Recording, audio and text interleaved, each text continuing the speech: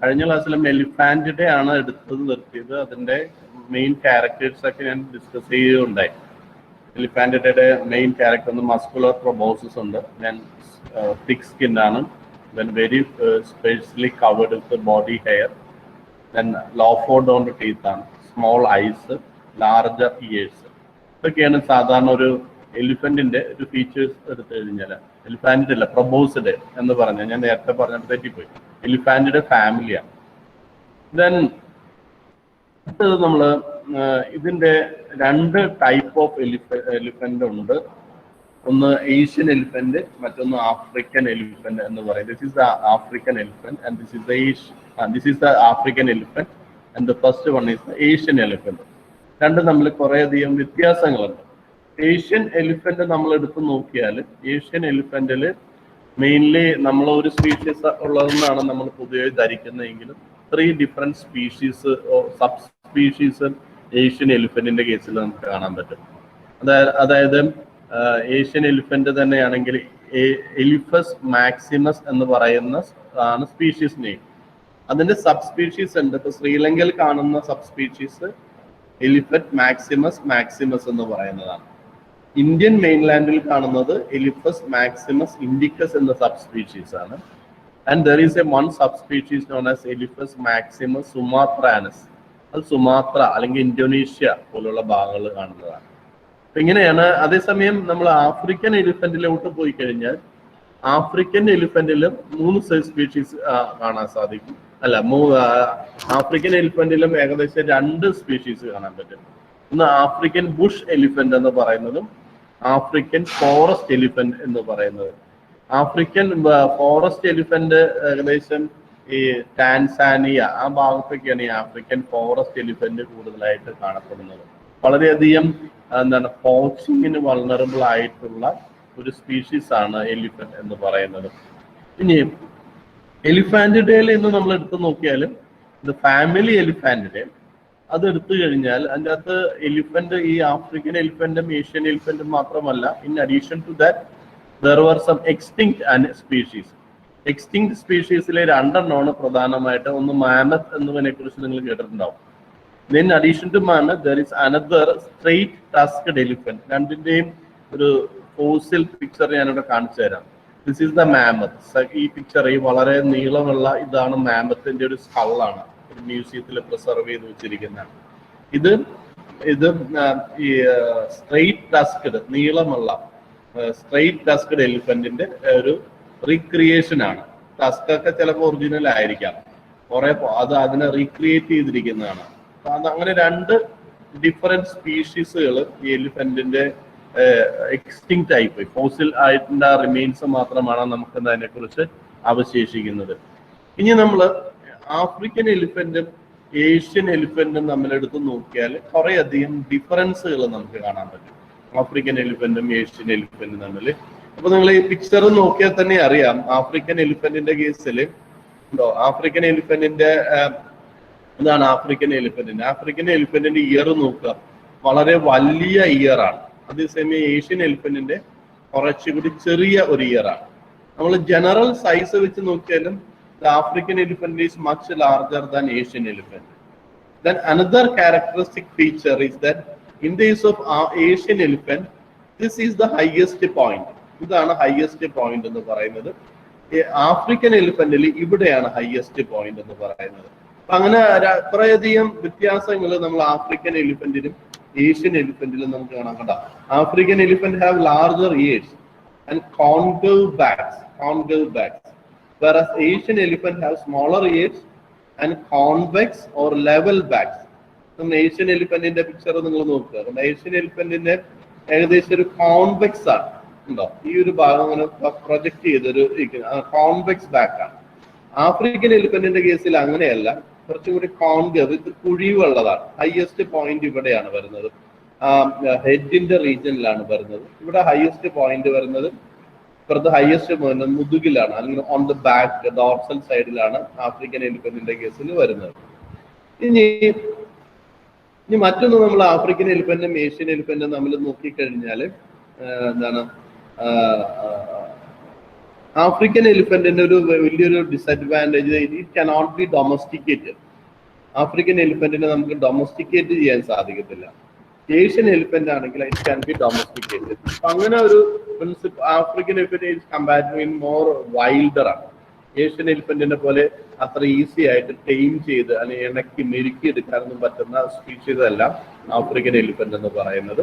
പക്ഷെ ആഫ്രിക്കൻ എലിഫന്റിനാണ് കൂടുതൽ പോച്ചിങ് അല്ലെങ്കിൽ അതിന്റെ ആന കൊമ്പിന് വേണ്ടി അതിനെ കില്ല് ചെയ്യുന്നതൊക്കെ കൂടുതലും ആഫ്രിക്കൻ എലിഫന്റിനാണ്. അപ്പോൾ നിങ്ങൾ ഈ ആഫ്രിക്കയിലെല്ലാം ചില ബോട്സ്വാന എന്ന് പറയുന്ന രാജ്യത്തൊക്കെ ചില എന്താണ് യുദ്ധം എല്ലാം ഉണ്ടായിട്ടുണ്ട്. ഈ യുദ്ധമൊക്കെ ഉണ്ടായിരുന്ന സമയത്ത് എലിഫന്റ് പോച്ചിങ് വളരെ കൂടുതലായിരുന്നു. കാരണം ഈ യുദ്ധത്തിന് വേണ്ട പണം അവർ സംഘടിപ്പിച്ചിരുന്നത് ഈ എലിഫന്റിനെ കൊന്ന് അതിന്റെ ഐവറി വിറ്റൊക്കെയാണ്. അപ്പോൾ പലപ്പോഴും നമ്മൾ വിചാരിക്കും ഒരു വാർ ടൈമിൽ എങ്ങനെയാണ് elephant ചാകുന്നതെന്ന്.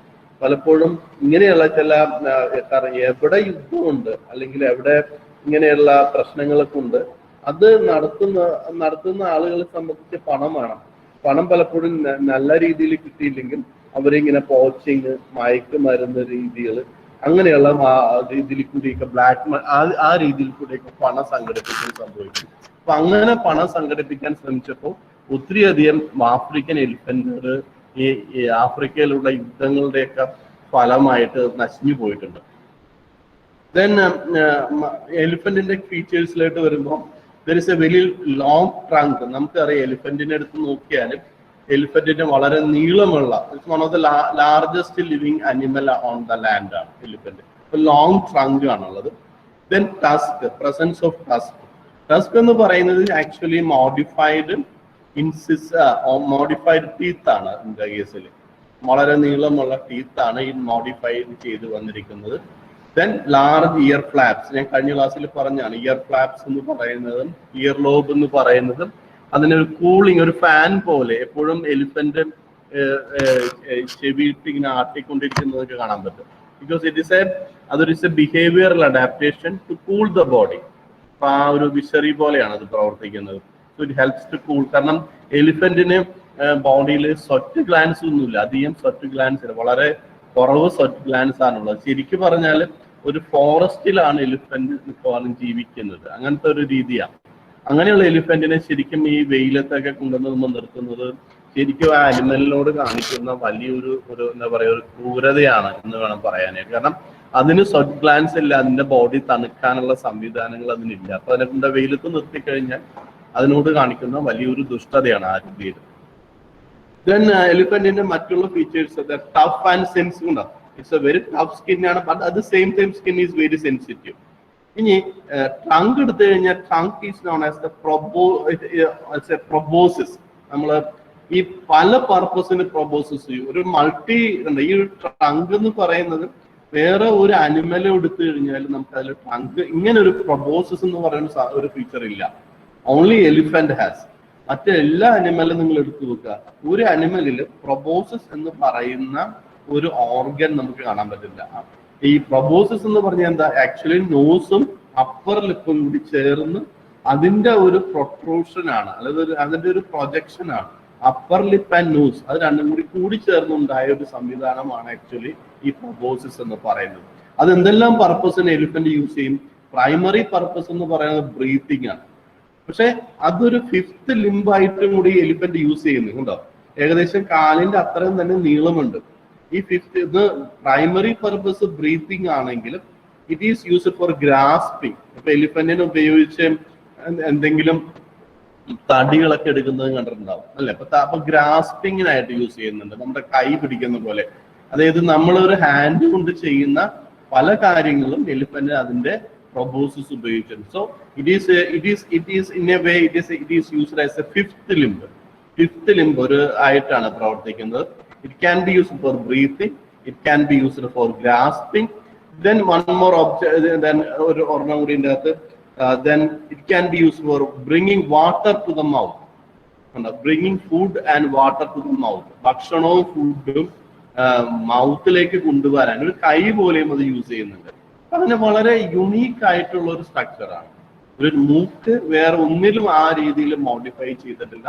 Only in the use of elephant we can find these kind of A modification. So so it is A multi functional organ ആണ് ഈ പ്രൊബോസിസ് എന്ന് പറയുന്നത്. ഇനി അടുത്തത് നോക്കിയാൽ നിങ്ങളുടെ പിക്ചർ കാണാൻ പറ്റും. This is a straight tusked elephant, this is a mammal. ഇനി മറ്റൊന്നുള്ള എലിഫന്റിനെ കുറിച്ച് നമ്മൾ പറയുന്നത്, elephant is considered as a keystone species.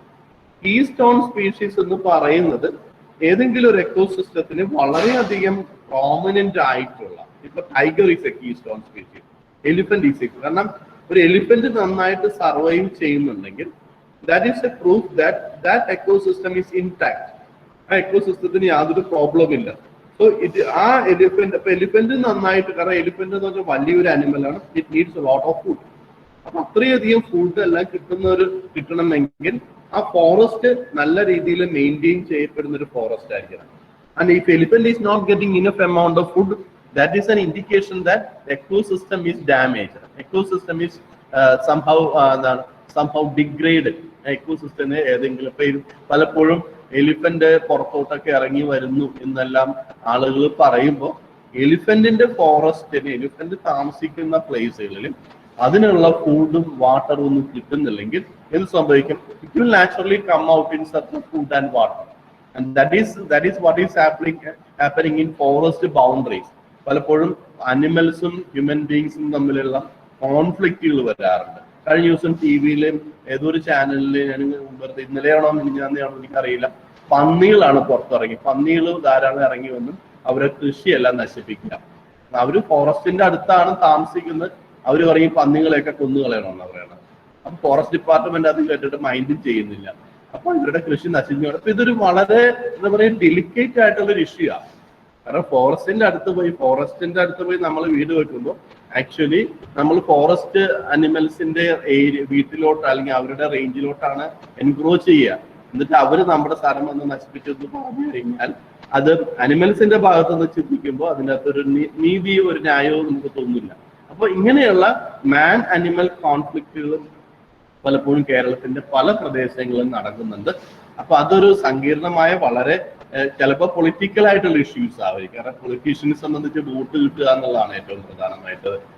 അനിമൽസിന് ഏതായാലും വോട്ടിംഗ് റൈറ്റ് ഇല്ലല്ലോ. അതുകൊണ്ട് അനിമൽസ് ഇപ്പൊ എന്നെ പറയണ കേട്ടില്ല, അനിമൽസിന്റെ സംരക്ഷണം ഉറപ്പാക്കിയില്ലെങ്കിലും കുഴപ്പമില്ല. പക്ഷെ അതും ഒരു ഡെലിക്കേറ്റ് ഇഷ്യൂ ആണ്.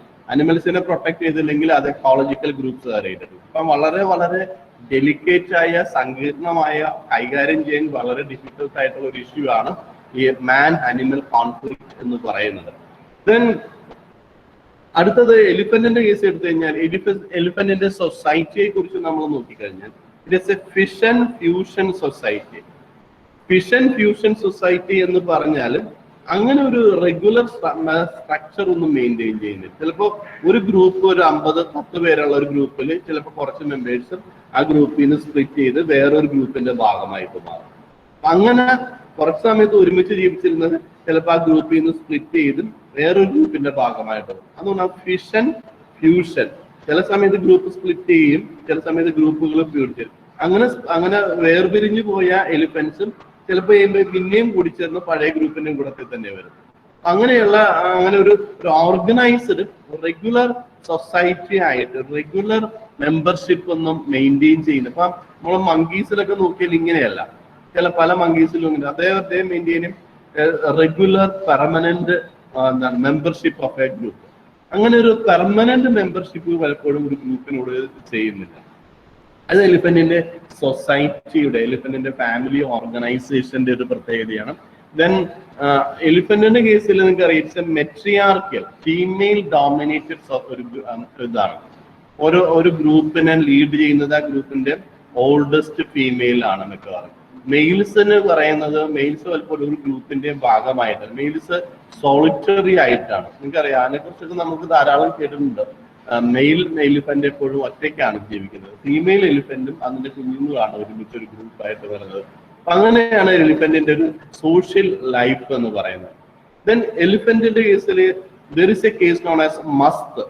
മസ്ത് എന്ന് പറയുന്നത് നിങ്ങൾ കേട്ടിട്ടുണ്ടാവും, മതം പൊട്ടുന്നു എന്ന് പറയുന്നത് അല്ലെ. നമ്മൾ മതം പൊട്ടുന്നതിനെ കുറിച്ചൊക്കെ നമ്മൾ കേട്ടിട്ടുണ്ട്. Actually in English we call it as മസ്ത്. ഇൻ മസ്ത് what is happening is that there will be an increased secretion of testosterone. ഈ ടെസ്റ്റോസ്റ്റെറോണും aggressive behavior നമ്മൾ വളരെ ഡയറക്റ്റ് റിലേഷൻഷിപ്പ് ഉണ്ട്. In all the animals, the aggressive behavior is under the control of testosterone. If more testosterone is secreted, that will lead to increased violence, increased aggression. അപ്പൊ ഇത് അനിമൽസിൽ ഈ എലിഫന്റിന്റെ കേസിൽ ഒരു normal behaviour ആണ്. And purpose of this secretion, increased secretion of testosterone, especially breeding seasonലാണ് വരുന്നത്.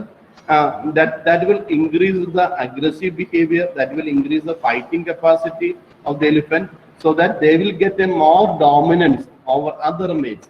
മറ്റ് മെയ്ഡ്സിനുമായിട്ട് compare ചെയ്യുമ്പോൾ അവരുമായിട്ട് ഫൈറ്റ് ചെയ്യാനുള്ള ഒരു ബിഹേവിയറൽ ഇത് കൊടുക്കുന്നതാണ്. സുപ്പീരിയോറിറ്റി കിട്ടാൻ വേണ്ടിയാണ് ഇങ്ങനെ ഒരു ടെസ്റ്റോസ്റ്റെറോണിന്റെ ഇൻക്രീസ്ഡ് സെക്രീഷൻ വരുന്നത്. ഇതിനെയാണ് നമ്മൾ മസ്ത് അല്ലെങ്കിൽ മലയാളത്തിൽ മതം പൊട്ടുന്നു എന്നൊക്കെ പറയുന്നത്. ആക്ച്വലി ഇതാണ്. അപ്പൊ ആ ഒരു സമയത്ത് എലിഫന്റ് പലപ്പോഴും വളരെ വയലന്റും അഗ്രസീവ് ആയിരിക്കും എന്ന് നിങ്ങൾക്ക് കേട്ടിട്ടുണ്ടാവും.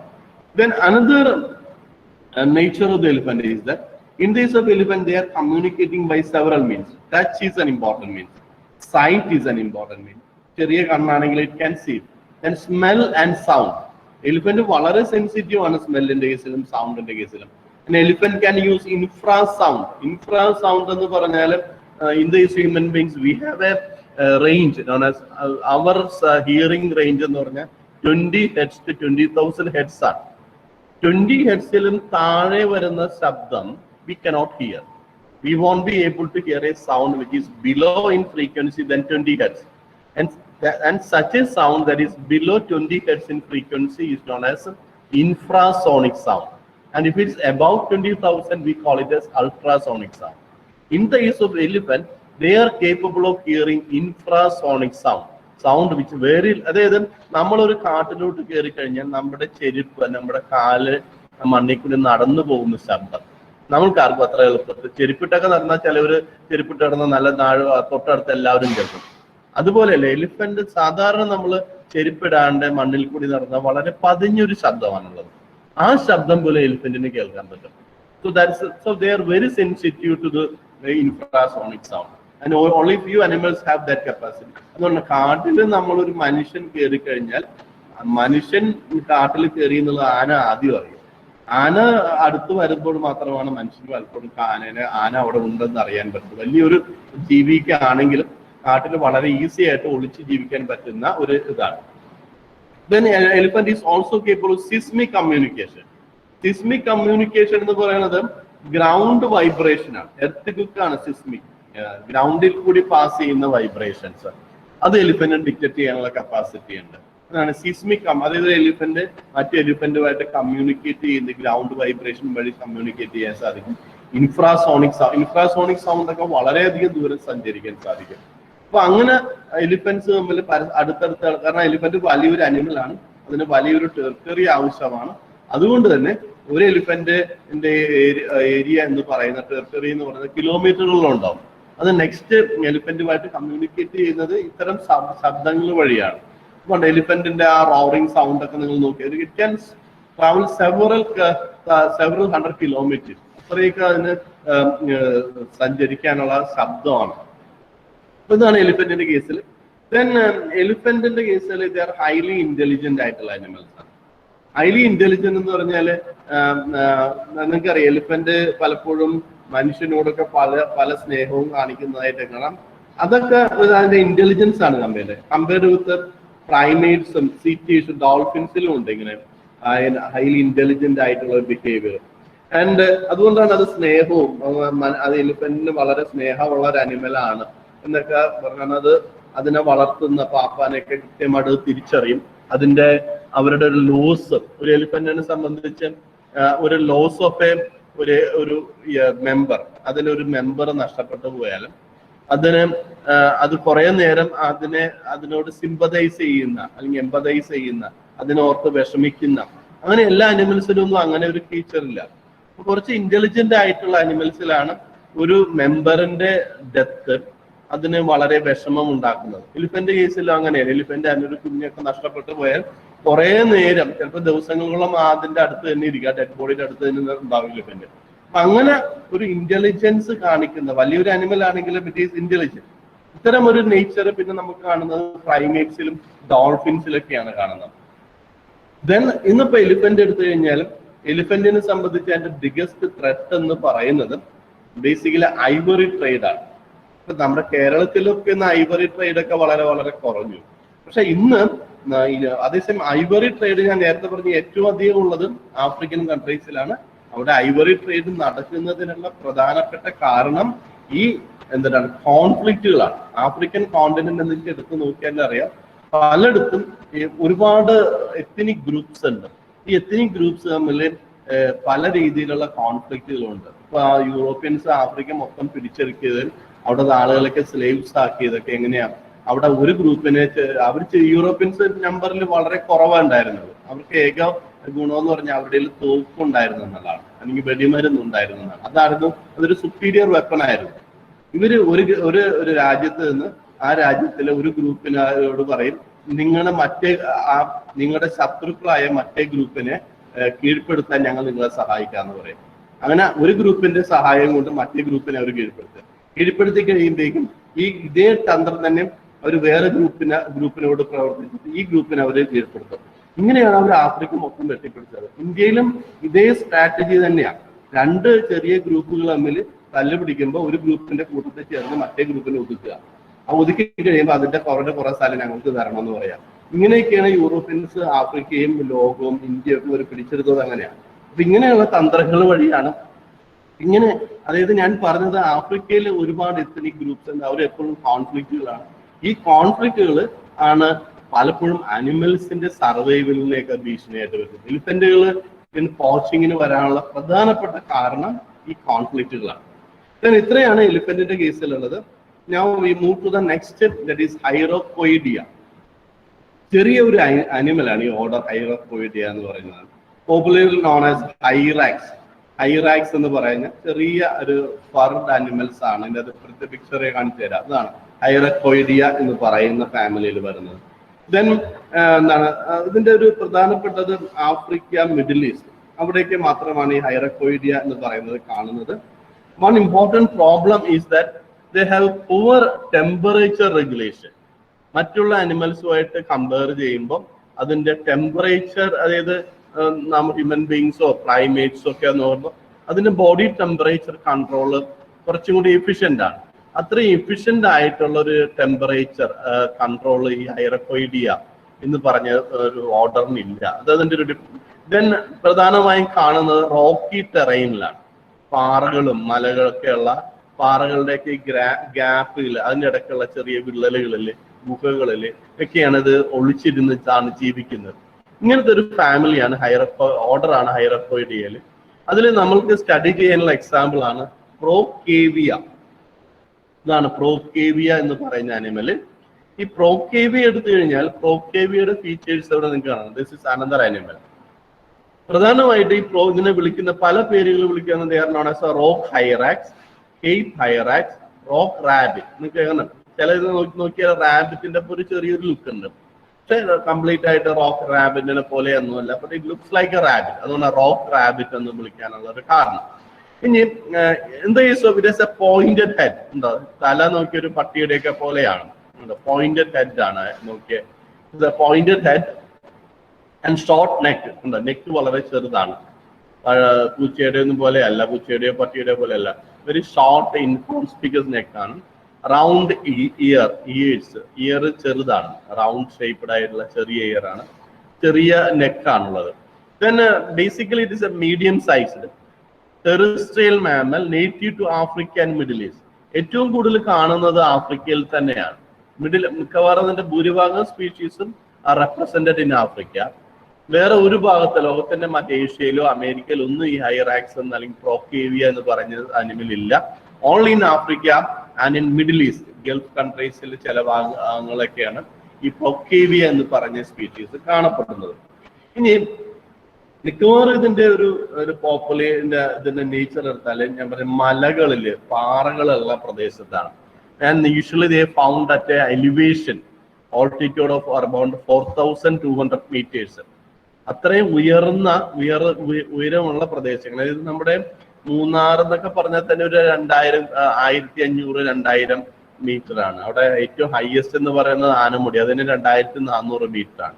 അതേസമയം നമ്മൾ ഹിമാലയത്തിലോട്ടൊക്കെ പോയിട്ടുണ്ടെങ്കിൽ അവിടുത്തെ ഒരു മലകളുടെ ആവറേജ് എലിവേഷൻ ഏകദേശം ഒരു 4000 ഒക്കെയാണ്. അപ്പൊ അത്രയും ഉയർന്ന മലകളിലാണ് കാണപ്പെടുന്നത്. അതുകൊണ്ട് അതിനൊരു അഡ്വാൻറ്റേജ് ഉള്ളത് ആ വലിയ പ്രഡേറ്റേഴ്സ് പലതൊന്നും ആ ഒരു ആൾട്ടിറ്റ്യൂഡിൽ ഉണ്ടാവില്ല. So that is one way by which it is escaping from predators. കാരണം most of the predators are living at a lower altitude. ഒരു ചെറിയൊരു 1000 മീറ്റർ താഴെയുള്ള ആൾട്ടിറ്റ്യൂഡിലാണ് മിക്കവാറും പ്രഡേറ്റേഴ്സ് ഒക്കെ കാണുന്നത്. ഇപ്പൊ ടൈഗർ ആണെങ്കിലും ലെപ്പേർഡ് ആണെങ്കിലും ഒക്കെ. അതുകൊണ്ട് this is one way by which it is escaping from predators. Then ഇതിന്റെ കേസിൽ ഒരു it's a reservoir of leishmaniasis. Leishmaniasis എന്ന് പറയുന്നത് നിങ്ങൾ പഠിച്ചിട്ടുണ്ടാവും ചിലപ്പോൾ. ലീഷ്മാനിയ എന്ന് പറയുന്ന ഒരു എന്താ പറയുക, ഒരു പ്രോട്ടോസോവൻ പോലത്തെ ഒരു സാധനമാണ്. പ്രോട്ടോസോവൻ അല്ലല്ലോ, വേറൊരു ഇതിൽ വരണം ലീഷ്മാനിയ. അത് ഒരുപാട് മാരകമായിട്ട് കാല അസാർ എന്നൊക്കെ പറഞ്ഞാൽ മാരകമായ ചില രോഗങ്ങളൊക്കെ ഉണ്ടാക്കും. പ്രധാനമായിട്ടും ആഫ്രിക്കൻ കൺട്രീസിലാണ് അത് കൂടുതൽ കാണുന്നത്. അതിന്റെ ഒരു ഹോസ്റ്റാണ്, ഒരു സെക്കൻഡറി അല്ല റിസർവയർ ആണ്. എന്ന് വെച്ചാൽ ഇതിന് ഒരു രോഗമൊന്നും ഉണ്ടാക്കില്ല, പക്ഷെ അത് മറ്റുള്ള ഹ്യൂമൻ ബീങ്സിലോട്ടും മറ്റുള്ള അനിമൽസിലോട്ടൊക്കെ ഇത് ട്രാൻസ്ഫർ ചെയ്യും ഈ അനിമൽ. ഇപ്പൊ കൊറോണയുടെ കേസിൽ കൊറോണ എന്ന് പറയുന്നത് ബാറ്റിലുണ്ട്. ബാറ്റിൽ നിന്നാണ് കൊറോണ അതിന്റെ ഒറിജിൻ വന്നത്. അത് വന്നത് പിന്നെ പെങ്കോളിൻ എന്ന് പറയുന്ന അനിമലിലോട്ട് കഴിഞ്ഞ ക്ലാസ്സിൽ ഞാൻ കുറിച്ച് സൂചിപ്പിച്ചതാണെന്ന് തോന്നുന്നു. അപ്പോ അങ്ങനെയാണ് ചില അനിമൽസ് വരുന്നത്. അപ്പോൾ അതിന് ചിലപ്പോൾ കുഴപ്പമൊന്നും ഉണ്ടാവുന്നില്ല, പക്ഷെ അത് it can transfer that virus to some other animal. ഇതാണ് ഇതിന്റെ കേസിൽ നമുക്ക് കാണപ്പെടുന്നത്. ദെൻ ഇവിടെ ഏറ്റവും പ്രധാനമായിട്ടുള്ള ഈ ഹൈറാക്സിന്റെ ഒരു പ്രത്യേകത, they have an incomplete thermo regulation. അതായത് തെർമോ റെഗുലേഷൻ എന്ന് പറയുന്നത് ഇപ്പോ ഇതിന്റെ കേസിൽ ഇറ്റ് ഈസ് മോർ പ്രിമിറ്റീവ്. അതിന് ആ ഒരു കംപ്ലീറ്റ് ആ ഒരു സ്റ്റഡി ബോഡി ടെമ്പറേച്ചർ മെയിൻറ്റെയിൻ ചെയ്യാനുള്ള കപ്പാസിറ്റി പൂർണ്ണമായിട്ടില്ല. അതായത് most of the animals they have A fixed temperature, but this animal has N incomplete thermo regulation. എന്ന് വെച്ചാൽ രാവിലെ ഇത് കൂടുതൽ ആക്റ്റീവ് ആവുന്നത് മോർണിംഗും ഈവനിങ്ങുമാണ്. ഇടയ്ക്കുള്ള സമയം ഉച്ച സമയത്ത് അത് ആക്റ്റീവ് ആവുന്നില്ല. ഉച്ച സമയത്ത് ഇത് പുറത്തിറങ്ങാത്തതിനൊരു കാരണം ആ സമയത്ത് ഇറങ്ങി ഇതിന്റെ ടെമ്പറേച്ചർ, ബോഡി ടെമ്പറേച്ചർ ചൂട് കൊണ്ട് വളരെയധികം കൂടുതലായി പോകും. അപ്പൊ അതിന് അലൗഡ് ആയിട്ടുള്ള, അതിന് അഡ്ജസ്റ്റ് ചെയ്യാൻ പറ്റുന്ന ബോഡി ടെമ്പറേച്ചറിന് മുകളിൽ ഉച്ച സമയത്തെ ടെമ്പറേച്ചർ വന്നാൽ അത് തണുപ്പിക്കാനുള്ള സംവിധാനം, സ്വെറ്റ് ഗ്ലാൻസ് അങ്ങനെയുള്ള സംവിധാനങ്ങൾ കുറവാണ്, ഇതിന് നമ്പർ കുറവാണ്. അപ്പൊ അങ്ങനെ ആ ഒരു കേസിൽ ഇത് കുറച്ചുകൂടി പ്രിമിറ്റീവ് ആണ് മറ്റുള്ള അനിമൽസുമായിട്ട് കമ്പയർ ചെയ്യുമ്പോൾ. മറ്റുള്ള അപ്പൊ അതുകൊണ്ട് എല്ലാ ഭാഗത്തും ഇതിന് ജീവിക്കാനും പറ്റത്തില്ല. അതുകൊണ്ടാണ് ആഫ്രിക്കയിൽ കാണുന്നുണ്ട്, എന്താണ് മിഡിൽ ഈസ്റ്റിൽ കാണുന്നുണ്ട്. പക്ഷെ നമ്മൾ കുറെ കൂടി തണുപ്പുള്ള പ്രദേശങ്ങളിലോട്ട് യൂറോപ്പോ അമേരിക്കയിലോട്ടൊക്കെ പോയി കഴിഞ്ഞാൽ ഇതിനെ കാണാത്തതിനൊരു കാരണം ഡിസ്ട്രിബ്യൂഷൻ വളരെ ലിമിറ്റഡ് ആണ്. ഈ ഇൻകംപ്ലീറ്റ് തെർമോ റെഗുലേഷൻ ഒരു കാരണമായിട്ട് വന്നേക്കാം. ദെൻ മറ്റുള്ള പല അനിമൽസുമായിട്ട് കമ്പയർ ചെയ്യുമ്പോൾ the testis are permanently abdominal. ഇങ്ങനെ ഇപ്പൊ നിങ്ങൾ എലിഫന്റിൽ ആണ് ടെസ്റ്റിസ്. മിക്കവാറും എല്ലാ അനിമൽസിലും നമുക്ക് മാമൽസിലും ഒക്കെ എടുത്ത് നോക്കിയാൽ ടെസ്റ്റിസ് ബോഡിക്ക് പുറത്താണ്. ടെസ്റ്റിസ് ബോഡിക്ക് പുറത്ത് വെച്ചിരിക്കുന്നതിന് ഒരു പ്രധാനപ്പെട്ട കാരണം സ്പെർമറ്റോജെനിസിസ് അല്ലെങ്കിൽ സ്പേം പ്രൊഡക്ഷനും നോർമൽ ബോഡി ടെമ്പറേച്ചറിലും ഒരു 3 ഡിഗ്രി താഴെയുള്ള ടെമ്പറേച്ചർ വേണം. സോ അതുകൊണ്ടാണ് ബോഡിയുടെ ഉള്ളിൽ വെച്ചിട്ടുണ്ടെങ്കിൽ ഇപ്പോൾ ഹ്യൂമൻ ബീങ്സിലാണെങ്കിൽ ബോഡിക്ക് അകത്താണെങ്കിൽ ടെമ്പറേച്ചർ വിൽ ബി 37 ഡിഗ്രി സെന്റിഗ്രേഡിൽ സ്പെർമറ്റോജെനിസിസ് നടക്കില്ല. അപ്പോ അത് ഒഴിവാക്കുക. അപ്പൊ അതിനുവേണ്ടി ബോഡി കണ്ടുപിടിച്ച ഒരു ടെക്നിക്കാണ് to keep the testis outside the body. അപ്പൊ ഔട്ട്സൈഡ് ദ ബോഡി വെക്കുമ്പോഴേക്കും ടെമ്പറേച്ചർ ബോഡിയുടെ 37 കുറച്ചും കൂടി കുറച്ചായിട്ട് അതിന് മെയിൻറ്റെയിൻ ഇത്തിരി മാറ്റിയാണ് വെച്ചിരിക്കുന്നത്. So that is why it is kept in another sac known as scrotal sac. മിക്കവാറും എല്ലാ അനിമൽസിലും അങ്ങനെയാണ്. കുറച്ച് അനിമൽസിൽ മാത്രമാണ് ടെസ്റ്റിസ് അബ്ഡോമിനൽ അകത്ത് വെച്ചിരിക്കുന്നത്. അങ്ങനെ അബ്ഡോമിനൽ അകത്ത് വെച്ചിരിക്കുന്ന അനിമൽസിൽ ഒന്ന് ആണ് എലിഫന്റ്. എലിഫന്റിന്റെ കേസിൽ പുറത്ത് നോക്കിയ ടെസ്റ്റിസ് കാണുന്നില്ല, it's present inside the body. Then കാണുന്നത് അക്വാട്ടിക് അനിമൽസിലാണ്. അക്വാട്ടിക് അനിമൽസിൽ നമുക്ക് കാണാം. അക്വാട്ടിക് അനിമൽസിൽ പുറത്ത് ടെസ്റ്റിസ് വന്നാൽ അത് സ്വിം ചെയ്യുമ്പോഴൊക്കെ ഒരു ഡിസഡ്വാൻറ്റേജ് ആണ്. മാത്രമല്ല അക്വാട്ടിക് ആനിമൽസ് ഒരു വെള്ളത്തിലാണ് ജീവിക്കുന്നത്. They are not exposed to ഒരു ഹൈ ടെമ്പറേച്ചർ ഒന്നുമില്ല. അപ്പൊ അക്വാട്ടിക് ആനിമൽസിൽ ടെമ്പറേച്ചർ റെഗുലേഷൻ കുറച്ചുകൂടി ഈസിയാണ്. പിന്നെ കാണുന്നത് ഈ ഒരു അനിമലിലാണ്, ഇവിടെ പ്രൊക്കേവിയ എന്ന് പറയുന്ന ഈ ഒരു അനിമലിലാണ്, ഹൈറാക്സിലാണ് കാണപ്പെടുന്നത്. ഇവയുടെ കേസിലും അവയെ എപ്പോഴും തണുപ്പ് ഒരു കോൺസ്റ്റന്റ് ആയിട്ടുണ്ട്. അതിന്റെ ബിഹേവിയർ നോക്കിയേ, ഒരു രാവിലെ ഇറങ്ങുന്നു, ഈവനിങ് ഇറങ്ങുന്നു, ഉച്ച സമയത്തൊന്നും അത് ഇറങ്ങുന്നില്ല. അപ്പൊ അങ്ങനെ ഒരു ബിഹേവിയറൽ കൺട്രോൾ, ഒരു ബിഹേവിയറൽ തെർമോ റെഗുലേഷൻ അതിൻ്റെ അത് കാണാൻ സാധിക്കും. അതുകൊണ്ടാണ് ഈ അനിമലിൽ ടെസ്റ്റിസ് അബ്ഡോമിനൽ ആണ്, പുറത്ത് ടെസ്റ്റിസ് നമ്മൾ കാണുന്നില്ല. ഇങ്ങനെയുള്ള കുറച്ച് അനിമൽസിൽ മാത്രമാണ് ഇൻട്രാ അബ്ഡോമിനൽ ടെസ്റ്റിസ് ഉള്ളത്. ഭൂരിഭാഗം അനിമൽസിലും ഇത് എക്സ്ട്രാ അബ്ഡോമിനൽ ടെസ്റ്റിസ് ആണ്. അപ്പൊ ഇത്രയാണ് നമ്മൾ ഹൈറാക്സ് എടുത്തു കഴിഞ്ഞാൽ മറ്റുള്ള അനിമൽസുമായിട്ട് കമ്പയർ ചെയ്യുമ്പോൾ ഹൈറാക്സിന്റെ ഒരു യുണീക്നെസ്. ഇനിയുള്ളത് സൈറീനിയ എന്ന് പറയുന്നത്. സൈറീനിയയിൽ വരുന്നത് എന്റെ ഓർഡറിന്റെ കേസിൽ മാത്രം നമുക്ക് എടുക്കാം. Basically it consist of sea cows അഥവാ സൈറീനിയൻസ് എന്നാണ് പറയുന്നത്. And in the case of sirenians they have a large fusiform body. Fusiform എന്ന വാക്കിനർത്ഥം തന്നെ രണ്ട് അറ്റവും കൂർത്തിരിക്കുന്ന, പോയിന്റഡ് ആണ്. The both ends of an animals are pointed. 100% sharply pointed ആണെന്നൊന്ന് വിചാരിക്കരുത്, കുറെയൊക്കെ പോയിന്റഡ്. ഇപ്പൊ ഇതിന്റെ ടെയിൽ മാറ്റി നോക്കുക, അതർ എൻഡ് ഈസ് പോയിന്റഡ്. ഇവിടെ ഏകദേശം പോയിന്റഡ് ആണ്. അപ്പൊ അങ്ങനെ ഒരു രണ്ടറ്റവും കൂർത്ത് വെപ്പിച്ചിരിക്കുന്നത് വെള്ളത്തിൽ കൂടി ഈസി ആയിട്ട് സ്വിം ചെയ്ത് പോകാൻ വേണ്ടിയുള്ള ഒരു സംവിധാനം എന്ന നിലയിലാണ്. ഇപ്പൊ ബുള്ളറ്റ് ട്രെയിനൊക്കെ ഡിസൈൻ ചെയ്യാൻ നമ്മൾ കണ്ടിട്ടില്ലേ, രണ്ട് എൻഡും പോയിന്റഡ് ആയിട്ടാണ് വെച്ചിരിക്കുന്നത്. കാരണം എയർ റെസിസ്റ്റൻസ് മാക്സിമം കുറയ്ക്കാൻ, അതിനു വേണ്ടിയുള്ള ഒരു സംവിധാനമാണ്. The both ends R kept pointed. Then they have a heavy bonds that act as a ballast to counteract the buoyancy. അതായത് ഇതിൻ്റെ അകത്ത് ധാരാളം ഫാറ്റ് ഉണ്ട്. ബ്ലബർ എന്ന് പറയുന്ന ഒരു സംവിധാനമുണ്ട്. അതായത് സ്കിന്നിന്റെ അടിയിൽ there is a layer of fat. ഈ ലെയർ ഓഫ് ഫാറ്റ് കൊണ്ട് എന്ത് സംഭവിക്കും, ഇത് വെള്ളത്തിൽ പൊങ്ങിക്കിടക്കാനുള്ള സാധ്യത കൂടുതലാണ്. അത് അപ്പോൾ ഒരുപാടങ്ങ് എപ്പോഴും പൊങ്ങി വരരുതല്ലോ. അപ്പൊ അതിനു വേണ്ടി കുറച്ചും കൂടി ഹെവി ആയിട്ടുള്ള വെയിറ്റ് കൂടിയ ബോൺസ് ആണ് കൊടുത്തിരിക്കുന്നത്. അപ്പോൾ ഹെവി ബോൺസും ഈ ബ്ലബർ തരുന്ന ബൊയൻസി അല്ലെങ്കിൽ ബൊയൻസി കൂട്ടുന്നു, അതായത് വെള്ളത്തിൽ പൊങ്ങിക്കിടക്കാനുള്ള ചാൻസ് അത് കൂട്ടുന്നു. അതിനൊന്ന് കൗണ്ടർ ബാലൻസ് ചെയ്യാനാണ് വെയിറ്റ് ഉള്ള ബോൺസ് കൊടുത്തിരിക്കുന്നത്. അപ്പൊ അങ്ങനെ ഒരു പ്രത്യേകത ഇതിൻ്റെ അത് കാണാൻ പറ്റും. And they have a thin layer of blubber and they are very sensitive to temperature fluctuation. അതുകൊണ്ട് ടെമ്പറേച്ചർ ഫ്ലക്ച്വേഷൻസിന് വളരെ സെൻസിറ്റീവ് ആയതുകൊണ്ട് ഈ അനിമൽ എല്ലാം എപ്പോഴും ദേ ആർ മൈഗ്രേറ്റ് ചെയ്യുന്നുണ്ട്. ടെമ്പറേച്ചറും which cause migration when water temperature dip too low. The temperature of the sea water കുറഞ്ഞു കഴിയുമ്പോഴേക്കും that will be migrating to another sea where the temperature is more warm, temperature is more high. Warmer water നോക്കിയിട്ട് അത് ഇപ്പോൾ animal see oceanic അനിമൽസിലുള്ള aquatic മൈഗ്രേഷന് നല്ലൊരു example ആണ് ഇതിന്റെ ഈ ഒരു സൈറീനിയ എന്നുള്ളത്. ഇതിൽ നമുക്ക് പഠിക്കാനുള്ളത് ഡുഗോങ് എന്ന് പറയുന്നതാണ്. ഡുഗോങ്ങിന്റെ ഫീച്ചേഴ്സ് നമുക്ക് അടുത്ത ക്ലാസ്സിൽ നമുക്ക് എടുക്കാമെന്നാണ് ഞാൻ വിശ്വസിക്കുന്നത്. ഇപ്പോ 20 പറ്റുമെങ്കിൽ ഇതൊന്നും പറഞ്ഞിട്ട് പോവാൻ. ഡുഗോങ്ങിന്റെ കേസിൽ എടുത്തു കഴിഞ്ഞാൽ ഇറ്റ്സ് എ ഫ്യൂസിഫോം ബോഡിയാണ്. and there is no dorsal fin or hind limbs. Then നോക്കിയാൽ ബോഡി ഷേപ്പ് നോക്കിയാൽ അറിയാം, there is no dorsal fin. Then ഒരു പ്രധാനമായിട്ട് എന്റെ ഫുഡ് എന്ന് പറയുന്നത് സീ ഗ്രാസ് ആണ്. അതുകൊണ്ട് സീ ഗ്രാസ് എവിടെയൊക്കെ ഉണ്ടോ ആ പ്രദേശങ്ങളിൽ മാത്രമാണ് ഈ ഡുഗോങ് കവർ കാണുന്നത്. മാനീറ്റി എന്ന് പറയുന്ന ഒരു സീ കൗ എന്ന് പറയുന്ന ഒരു ആനിമൽ ഉണ്ട്. അതിന്റെ പിക്ചർ എനിക്ക് കൊടുത്തിട്ടില്ല. അതുമായിട്ട് വളരെയധികം സിമിലർ ആണ്. പക്ഷെ ഈ ഒരു ഡോൾഫിൻ ലൈക്ക് ടെയിൽ, ഇതാണ് ഈ ഡുഗോങ്ങിനെയും മറ്റേതും മാനീറ്റിയെയും തമ്മിൽ പ്രധാനമായിട്ടും വേർതിരിക്കുന്നത്. ദെൻ സ്നൗട്ട് നോക്കിയാൽ ഷാർപ്പ്ലി ഡൗൺ ടേൺഡ് ഉണ്ടാവും. ഇതാണ് സ്നൗട്ട് എന്ന് പറയുന്നത്. ഷാർപ്പ്ലി ഡൗൺ ടേൺഡ് ആയിട്ടുള്ള ഒരു മൗത്ത് ആണ്. That is an adaptation for feeding on sea grass.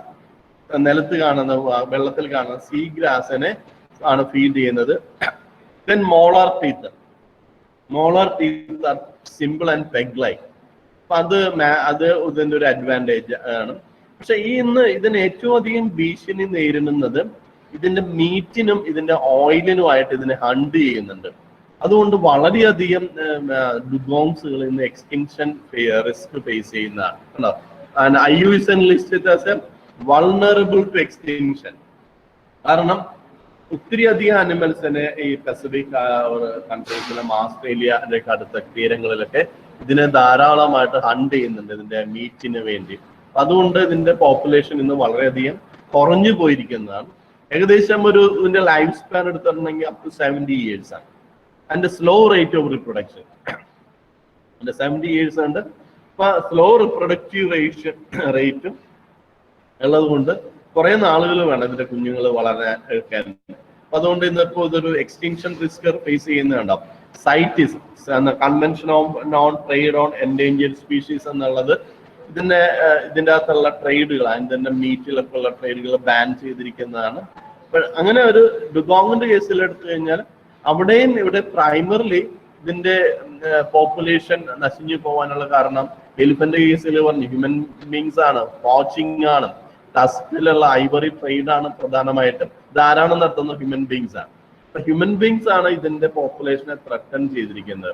അപ്പൊ പല അനിമൽസിന്റെ കേസിലും അതിന്ന് എക്സ്റ്റിങ്ഷൻ ഫേസ് ചെയ്യുന്നുണ്ടെങ്കിൽ അതിന്റെ പ്രധാനപ്പെട്ട കാരണക്കാരൻ ഹ്യൂമൻ ബീങ്സ് തന്നെയാണ്. എലിഫന്റിന്റെ കേസിലും ഇവിടെ വരുന്ന ഡുഗോങ്ങിന്റെ കേസിൽ പ്രധാനമായിട്ടുള്ള ഒരു എക്സ്റ്റിങ്ഷൻ റിസ്ക് അതിന് വന്നിരിക്കുന്നത് ഡുഗോങ് എന്നാണ്, ഹ്യൂമൻ ബീങ്സിൽ നിന്നാണ് വരുന്നത്. ഇത്രയാണ് ഈ 3 എക്സാമ്പിൾസ് കൊണ്ട് നമുക്ക് ഇന്നത്തെ ക്ലാസ് ഇവിടെ വെച്ച് നമുക്ക് അവസാനിപ്പിക്കാം.